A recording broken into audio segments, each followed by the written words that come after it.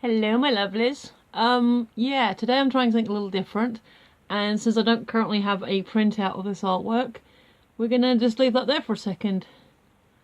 So this is something different from me, because if we go up to the tabs, you will see lots and lots of SoundCloud links. 13 actually. The first one here is the main album one, which if I can get to it without knocking things over, is okay. My touchpad is weird in the fact that I can't scroll on it. So give me a second while I grab the mouse. This is on SoundCloud as an exclusive. There we go. David Duchovny's second album, Every Third Thought, which I've been looking forward to for ages. So yeah, if you've seen my daily vlogs, I think it's number 21 is who inspires you. It's basically, I think it's day 21, it's the title, the question is who inspires you. And I said that one of the people that inspires me is David Duchovny, because he decided to, at 50 something, you know what, acting, directing, producing, writing and being all round fabulous and awesome isn't quite enough for me. Let's throw it all up in the air and see what happens if I try picking up a guitar and then putting my poetry to some chords that I decide that sound quite cool. I'm making it sound a bit silly. It's pretty much what he said in interviews. You can find several where he says it, but yeah, that's the basic version. Is like, I'm gonna learn to play guitar to inspire my kids. Oh look, these chords sound neat together. Oh look, I have words here that I think will work. I'm gonna see my friend and see what he says. And his friend was like, dude, this is good. And they put together an album, Hell or High Water, not to be confused with the movie soundtrack. I haven't seen that film. I've heard good things. I'm not really a big Western fan, so that's not against the filmmakers itself, that's just personal preference. But yeah, so that's pretty much the history. So this is his second album, which I was planning on doing anyway. I've pre-ordered a copy, which digital download I think is set to release on the 9th, which is why I'm sort of quite happy that it's today. It might have even been the day before, but this is the first I'm sort of seeing it online. That's really gloomy. Let's get more light. But so what I'm going to do is, I don't know when I'm going to actually get my physical copy, because what the price I did it off of Pledge Music, which a really neat site actually. I got my Suzi Quatro album from there as well. That was just a yeah, but that was a local. It was a British. I don't know. She's not British. I don't know why that came so far. So yeah, I got that pretty much the day after release. I don't know when I'm gonna get the Every Third Thought physical CD album. I got the prize package that came with the lyrics book. So yeah, what I'm gonna do is I'm going to give you my initial thoughts. So I'm not going to play the songs for you, partly because it's a 12-track album. I don't know how long I'm going to have time to play the music and give my thoughts in one 46-minute video, which is my maximum time limit. And also, I'm not, even though I don't have that many subscribers, I don't actually monetize. You know, I don't, and obviously it's available to free to listen to online anyway. Go listen to it for free. I'll put the link down. But yeah, it's kind of like if I play some of the, I'll like probably put the first bar up and then I'll pause the video, listen to it, then unpause and come back to you. So yeah, you'll hear that I'm listening to it, but I won't play it to you. I'll just I'll listen to it and then give my thoughts. So it'll be Jump Cutter Vision, which will be fun. And I just remember I dropped my speaker a moment ago. Excuse me. Because obviously I need my speaker if I want to listen to music. So yeah, it'll be a bit Jump Cutter Vision, when it sort of stop, pausing and unpausing it. But yes, that's what I'm going to do. I'm going to listen to it and then give you my thoughts song by song. Quick disclaimer before we start. I have mentioned before, I saw David in concert in London and it was amazing and I can't wait for him to come back. So some of the songs he did perform there. So there's a couple of others which he has, like Half-Life is the single, so I've listened to that one a few times now. He's done a couple of live performances. You can find them on the YouTubes. So again, Half-Life, Every Third Thought, Stranger in a Sacred Heart, and Marble Sun are songs that I've heard him perform live recently. I am going to sort of give myself the thing that I think he recorded the vocals for this album a couple of months ago, minimum, and then obviously it's been in production since then. So his voice has improved even since then because he's been taking daily lessons. So I'm going to try not to comment too much about the technicalities of it because he's not a professional singer. Well, he is a professional singer. He's got a second album out, but in terms of being a professionally trained singer from a young age, he is not. So, you know, if I think he hit a particular note or forgot particularly thing there, but so I will comment on it. But yeah, basically at least those 4 songs, and Mo I heard live in concert. I haven't listened to it in a while, but that one I heard live. So about half the album, excuse me a second. Jump Cutter Vision. Yeah, basically he himself just walked past and I was, you know, I paused it because, to be fair, he was going to be quiet, not say anything, but then he came in and started having a conversation with me. So yeah, Half-Life, Every Third Thought, Mo, Stranger in a Sacred Heart, Marble Sun, and going through the song list, I think Someone Else's Girl. So about half the album I've already heard in one form or another. The other half is completely new to me. So we're going to go in track order. Interesting side note, this actually has like an 11 days ago tag on it, which might mean they could have uploaded the entire album to SoundCloud and only released Half-Life publicly first and then just unlocked the rest of it, because I double checked on the blog that posted the link, and yeah, it's they put that, it was that they posted that today. So yeah, don't know. But anyway, I'll play the first couple of bars and then pause it, and then I'll give you my thoughts. Track 1, Half-Life.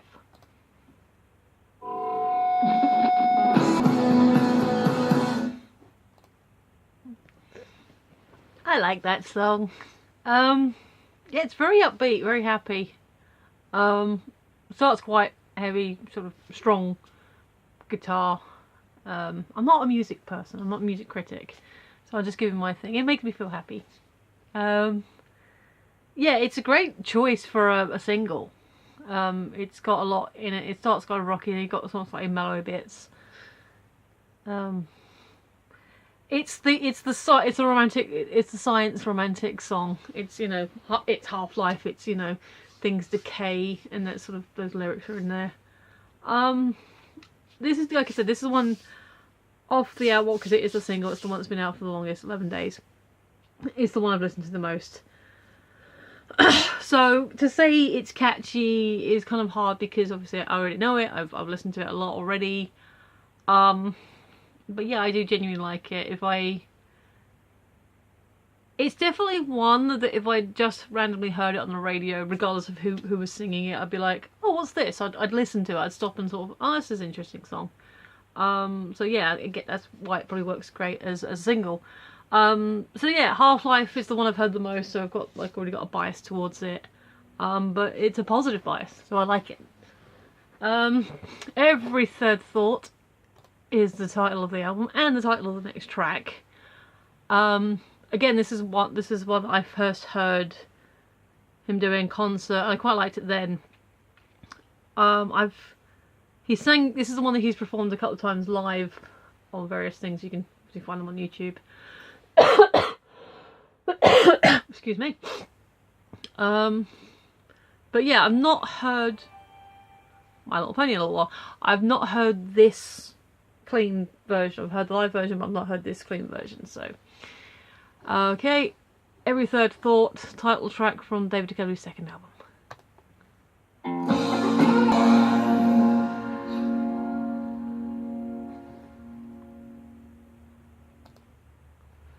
That was Every Third Thought.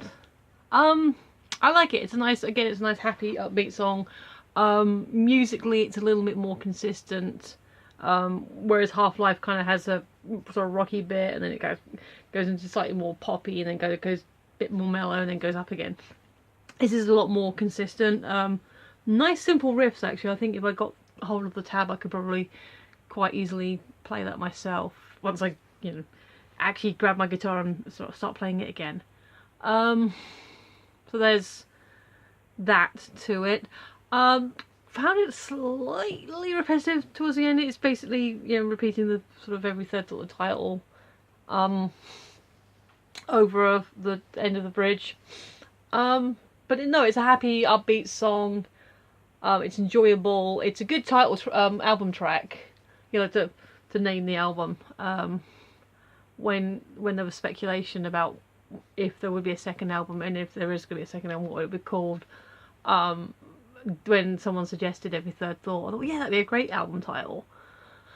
So yeah, I like it overall. The little repetitive towards the end. I mean, just looking at the SoundCloud peaks and valleys thing, it's quite very consistent, whereas the other one was a bit more up and down. I like it. It's good. It's a nice, happy, mellow one.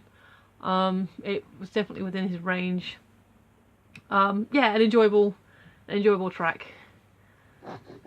Okay, next we have Maybe I Can't, which I think may be a brand new to me song.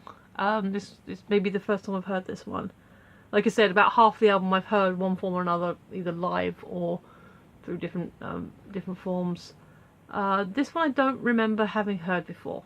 So let's listen to Maybe I Can't. Maybe I can't.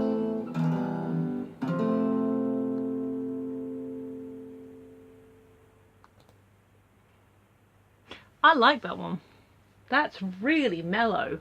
Kind of like I would say country, maybe kind of a light bluesy kind of thing. I'm not good with genres. Yeah, no, that was good.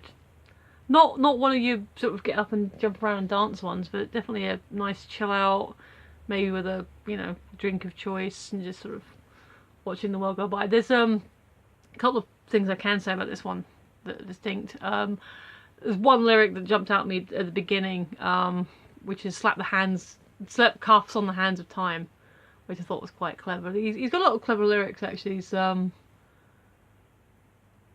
Madison Avenue, he's got the lyrics, chasing spooks on Fox, I've made my bones, which obviously is a reference to the X-Files, but also he did direct a couple of episodes of Bones. So he does have the sort of clever lyrics there, as someone as intelligent as him should. So I like that. It's got clever wordplay in a lot of his songs. And I like that particular line, slapping the cuffs on the hands of time, is a good little metaphor there. This is definitely the first time I've heard this song, so I'll need to sort of listen to it a few times to catch all the lyrics and sort of any other little wordplay imagery there. I like the music's quite cool because it kind of picks up in a way that it feels like you're on a train, so it's got that kind of kind of going through it, which is really quite clever, and so it does feel like it doesn't really crescendo, it kind of picks up with more voices. It's got a backing singer on this one, which might be Colin actually. I don't know, I'm not going to say for definite, but he's got a very nice voice. But yeah, his band are all good singers in their own rights as well. So you got a bit more of voices joining at the end. Yeah, just a really good, feel good, mellow track that on first listening, I like it. It's a good track. Okay, next tab. This one again. Oh yeah, sorry, I thought it was a different. Okay, so the next couple of songs. This one's kind of got the sad story to it, and he tells us in interviews better than I obviously could. But this is the one that he wrote or had the idea from when he was in Paris, which is where his father lived his final years. And it's kind of, this idea that he went to this church that you don't pray for yourself, you pray for people you don't know. So this is one I have heard a couple of times live on the various YouTube where you can find them. But yeah, so this one, well, I've heard it before, I've quite liked it. Again, it's another mellow one. I'm going to give it obviously another listen to now and give my thoughts on it, you know, as I'm hearing it this time. So this one is A Stranger in a Sacred Heart.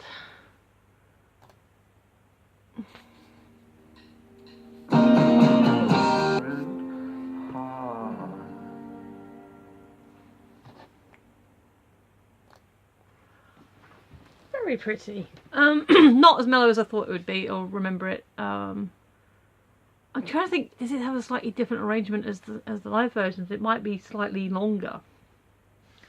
You know, obviously if you've got so much time to do things live, especially it's, you know, certain set. The second half didn't feel as familiar to me, but it was nice. It was, I say it's got a slightly sad sort of backstory, and I would definitely again go check out his interviews and stuff he's done about it, because you know it's not my story to tell.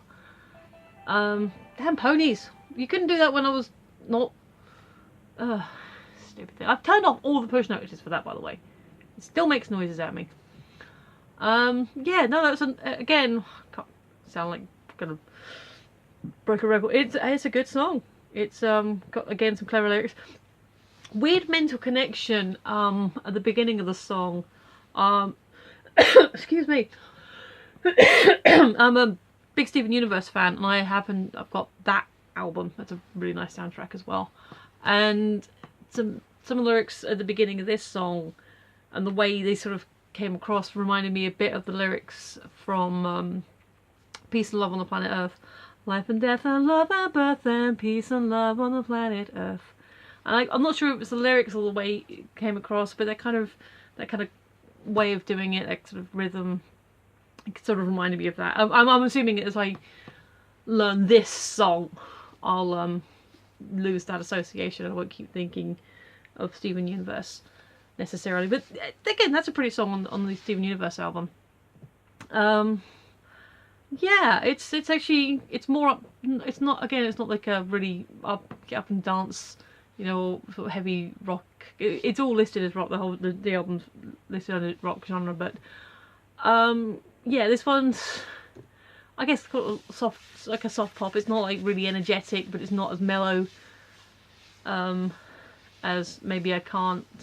But that's not a bad thing, you know. Maybe I Can't is a mellow track, and this one's a slightly more upbeat track, but not, you know, a heavy, rocky, dancey, you know, energetic track. It is what it is, and what it is a very nice, pleasant track about his experience in Paris and how he felt walking around there and being in this church, the Sacred Heart. So yeah, it's a good song with an interesting story behind it, and I like it. I can't, you know, I'm going to be biased. I'm not going to apologise for being biased. This is my opinions. Next up we have Mo, which is New York for More. That's what this is one I heard first time live in concert, and come back to London. And so yeah, I think I've literally only heard it the one time. I remember enjoying it then, but then again it was like the concert's live, it's a big crowd, it's all fun and exciting. So I haven't, because I think I said before when I tried to take some recordings of the show, sorry, they didn't come out brilliantly because of the resonance on the pew in front of me. So yeah, I haven't really listened back to it because it's hard work. So yeah, this is gonna be interesting. I've heard it before, but not for a very long time. And when I did, it was in a concert that was loud. So again, but it's almost as if I'm hearing it for the first time. Clean version, Mo.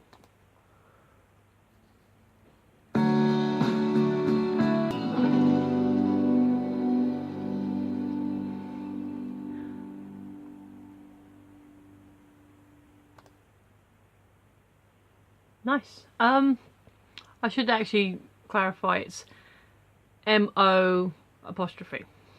So Mo, more. If I was to describe that song in one word, it would be moody. that's not a negative. It just feels kind of like a bit more, it feels like the song that's a social commentary. And he's done an interview recently, a press interview, which I haven't read because, I mean, spoilers, where he's giving descriptions and the history and notes and how he and the band came up with each song. I will dig that out and put a link to that in the description as well. But yeah, basically, it is talking about not money directly, but it's talking about, well, if more is less, you know, less is more, I'm blessed, and all this stuff. And it's like, you know, I guess it's the kind of be happy with what you've got kind of song. It's, you know, it's not a condemnation. I mean, the dude's got money. The dude didn't have money growing up, although he did get to go to a good school. But I think he got on a scholarship and education, which is awesome.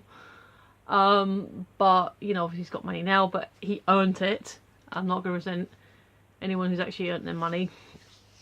Hell, I'm hoping to be a lottery winner someday. So, but I've earned that money. I mean, I've worked hard in my past. But, you know, the nouveau riche are often looked upon as, like, getting it a little quickly.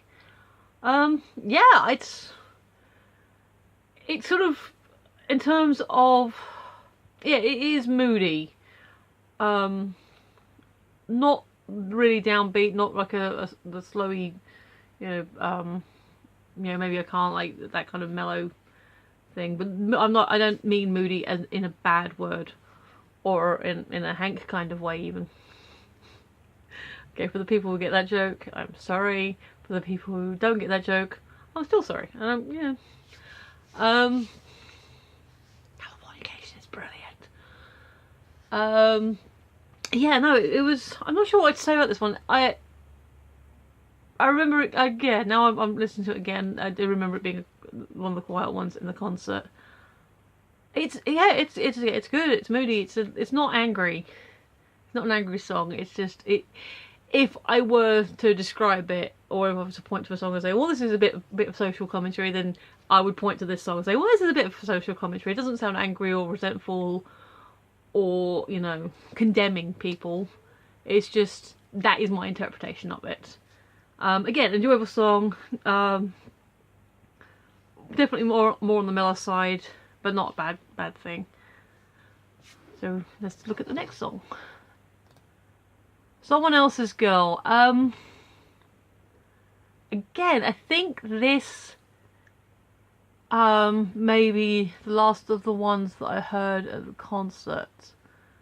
I can't be sure, but going by my memory from a couple of years ago, I did write them all down. In fact, they're still on my phone, but since I'm using my phone to record, I can't look it up. I think I might have copied them over at some point, but I'm not going to dig through now. If I remember, this one's a lot bouncier song. It seems to come in quite loud, looking at these peaks and valleys on the equalizer thing. I'm not sure if this has a name, but the bar that is the music bar. Yeah, let's just listen to it and then see what I think. So yeah, Someone Else's Girl.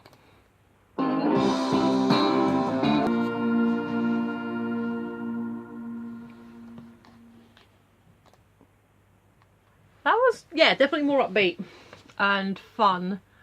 To me, it reminded me a little bit of kind of Old School Monkeys. It kind of got the line, there's Someone Else's Girl, la-di-da-di. It's probably the wrong thing, but yeah, it kind of felt a little bit like that. They're kind of a bit cheeky, which is interesting because he's never cited the Monkeys as an influence. I'm not saying he wouldn't have watched it. I mean, he was born in the 60s, so yeah. It would have been around. Would have been something you'd been aware of, but and maybe there is an influence. Maybe that's just my bias that I'm putting onto it. It is definitely more upbeat. It's quite a fun little song. I'm definitely gonna have to listen to the lyrics a little bit closer because it starts off singing "I'm someone else's girl" and then starts saying "I'm someone else's guy." So need to look into that. if there was a kind of weird switch in the middle that, because it's like she is someone else's girl, I'm someone else's guy. Maybe it's just referring to the, you know, I don't know, maybe the narrative switched halfway through, or maybe because when I was putting the charger in the phone I sort of lost track of where the lyrics were. That's on me. So either I wasn't paying proper attention or it switched narrative somewhere in the middle, and I missed that point.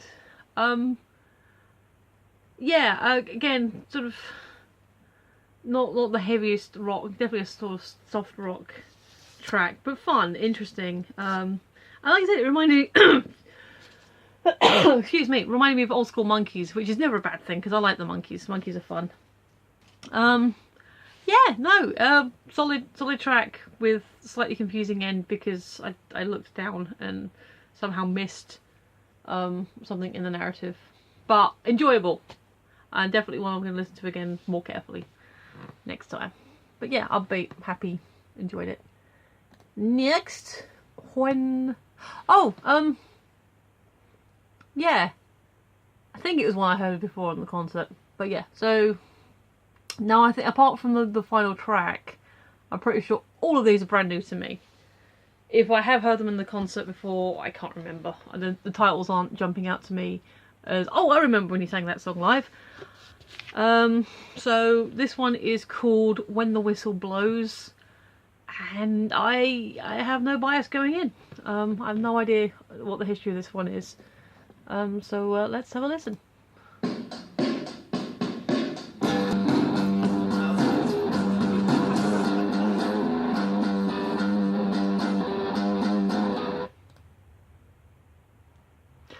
Speaking of a 60s kind of vibe, I like that one. That's, I was gonna say that's energetic. It's definitely more of a sort of classic rock, what I think of classic rock. Like I said, sort of late 60s, early 70s, that kind of heavier, kind of, I guess, Stones influenced. I don't tend to listen to a lot of Rolling Stones as a rule, but from what I've heard, it feels much like that. Which I think is someone who cited as one of his influences, or certainly collectively in the band, of kind of their influences. That one's a good one. Again, I'm going to sort of really need to sit down and listen to them and sort of get all the lyrics and see whatever sort of clever little pictures he's drawing and stuff. But yeah, good solid rock beat going through it.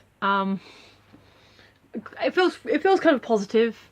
It's kind of like a bit of moody, you know, sort of, you know, in the way that a lot of kind of that kind of beat and rock tends to have. It's like, oh, I'm not quite angry, but I'm gonna sound a little bit, you know, sadder. But no, it's yeah, no, I like that one. It's just a solid rock. I'm gonna go out on a limb and say if he was to release a second single from this album, I think this would be a strong contender for it. I'm calling it now. It's got a nice solid, I think it's a good solid through line. It kind of works. It's not too ostentatious, but it's not shy either. And listen to the album as a whole. Compared to a lot of modern music is miles away from this. You know, I just don't get techno dubstep music. Maybe I'm showing my age, I don't know, but it does nothing for me. But even before it all went electric, songs stopped adding bridges. It stopped adding like the instrumental break, and this song and the other songs, some of the other songs have an instrumental break. You can just listen to the instruments. I mean, it's not a huge one, but it's there, and I realised, oh god, I've actually missed that in music. I mean, I listen to everything from every era, so I'm not like it's not like I haven't heard an instrumental break for years, but I haven't heard an instrumental break in a new song in years. And this one has it. So yeah, When the Whistle Blows, I definitely like that one. That's a good one. Next is Spiral. No idea, but going by the soundbar again, it looks like it might be a sort of quieter one, a bit more mellow. Let's have a listen.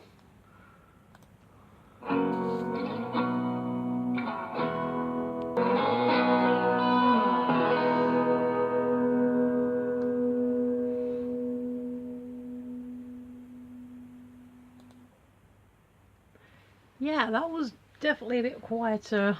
Definitely moody. That one was definitely a moody song. So yeah, Spiral. I was gonna make the comment that whereas Hell High Water was definitely a breakup album, and that's, you know, fine. They're good songs. I enjoy it. This one's more upbeat and positive. This is a breakup song. This is a guy who's just been dumped by someone who didn't care. I really hope this one's not autobiographical. I know he and Taya still get on, and they're still friends, so that's fair enough. I hope it isn't a previous relationship either. I mean, as far as I know, he and all his exes still get on, as well as, you know, as well as we expected. You know, certainly maintain professionalism with the fellow actors. Yeah, it's very light on lyrics. I was saying about the instrumental break in the previous one. This one is a lot more instrumental. Well, again, the lyrics are nice. It's pretty. There's a lot of him not caring. Yeah, this is one I'm definitely gonna have to listen to a couple of times to sort of really get what's going on. But yeah, it's cool. It kind of pitches up a little bit towards the end. Wouldn't call it an angry song this way. I don't want to call it depressing either, because I don't think it's that. But yeah, this one is the breakup song. This is the one that, you know, this is the one you listen to when you've you know, when you've been dumped. Yeah, I'm not going to say outright I like it. I'm certainly not going to say I don't like it. It's, compared to the other songs on this album, it's certainly the more kind of different. I mean, they're all kind of different. They've all got their own feel and flavour to them, which is cool. You know, some albums you listen to and they're all kind of the same kind of thing. And it's nice when the album go up and down a little bit. Yeah, I will say this is the one that's sort of only song that so far has made me feel a bit sad. A little bit down. Yeah, I don't know. It's not a terrible song. It's a very pretty song. It's gotten some nice music. It's just not the most optimistic song on the album. But I like it. I'll definitely listen to it a couple times more and sort of really get a feel for it. But definitely different to its fellow songs on the album for sure. Yeah, that's Spiral. Next is Roman Coin. I got nothing. I don't know anything about this song. Again, if we're going purely by the shape of the sound bar, it looks like a more upbeat song, or at least louder than the previous one. Yeah. Alright, Roman Coin.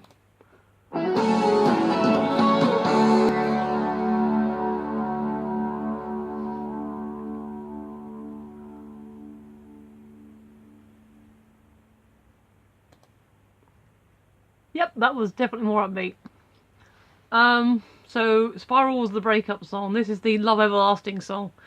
This is the song about the dude who is stood at the gates of the afterlife, and yet the love of, I'm gonna say his woman. David is a straight dude, but you know, the love of his life is you know, like I said, dude, I don't want you know, the eternity. I got a good thing going on down here. Interesting imagery about, you know, the coin itself being both having, you know, no worth in the real world, you know, in terms of currency, but it is priceless. So yeah, love as a Roman coin. Interesting metaphor, if I'm reading it right. It doesn't have any value to spend, but it means everything to you. The love you share with your paramour.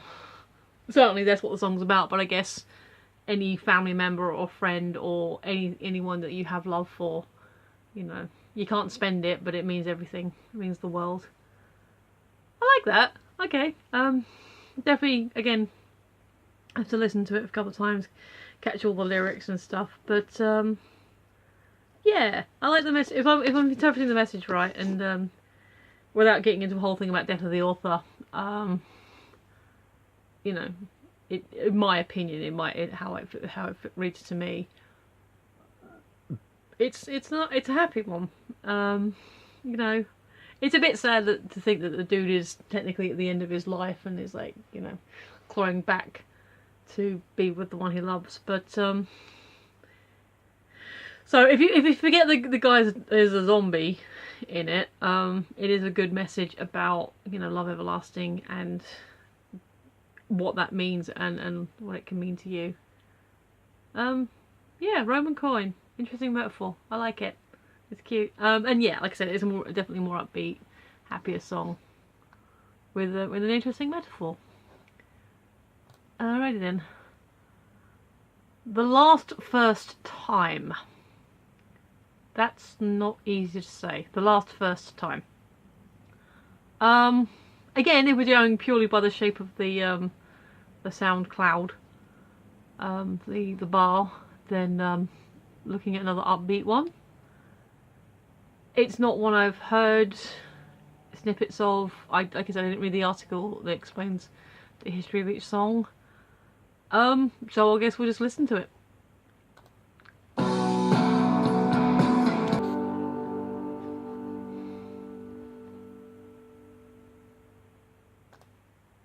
Well, that was fun.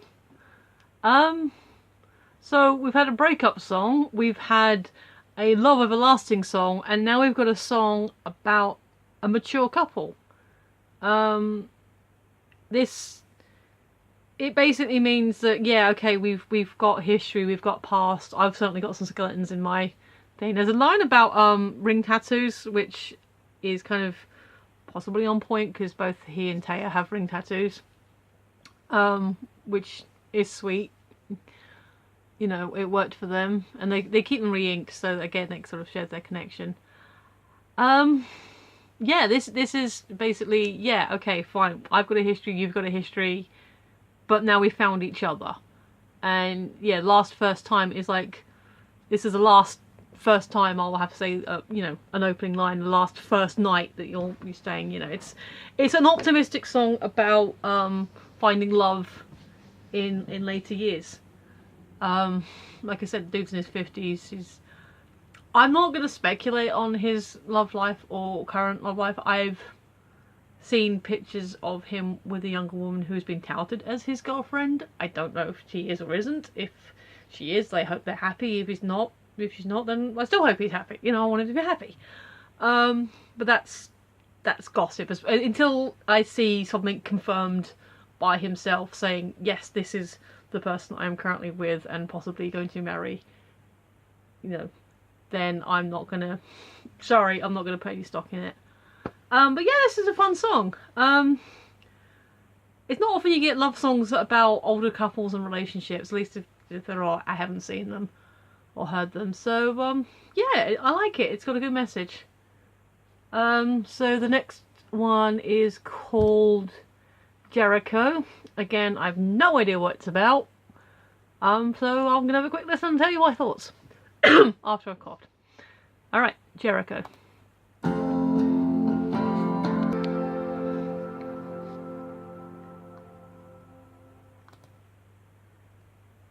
That Paris trip definitely had an effect on him. Yeah, that's another song about his father. It's like worrying line about unmarked graves. I would hope that Amren doesn't have an unmarked grave. And apologies if I mispronounced that. But yeah, this is his The Living Years. Yeah, In the Living Years, the Micah Mechanics song. Yeah, it's about coping with the loss of a parent and how it can affect you and how you don't need to. I guess it's probably kind of a mannish thing as well, because it's saying about, you know, I'm waiting for a message from my father that's not going to come, and now I need to be a father to my son. And as far as I know, he and Miller have a good relationship. Yeah, this is the dealing with loss song, and it's not a bad song. It is interesting. Again, we're sort of down to the mellow, moody music again. I like it. It's interesting. Um, Good messages. Um, yeah, no, it's. I'm not sure how much I can say about this one. It's a good song. I guess kind of a dark theme. You'll be talking about the loss of a loved one, especially a parent. Um, but it's in the lyrics. It's like it's good to move on. Look forward. Don't look to the past for answers. Well, you can look to the past for some answers, but you shouldn't stand around waiting in a place where answers aren't going to come. Go out and live your life and be the best person that you can be, and hopefully be a credit to. That's my interpretation. I don't know. Maybe again, maybe I'm getting it wrong, but yeah, it's a good song, a nice moody one. Interesting. I like it. It's good. And the last one is Marble Sun. Is one again I've heard him sing recently on a couple of different live shows he's done. This is a moody one. So let's have a listen.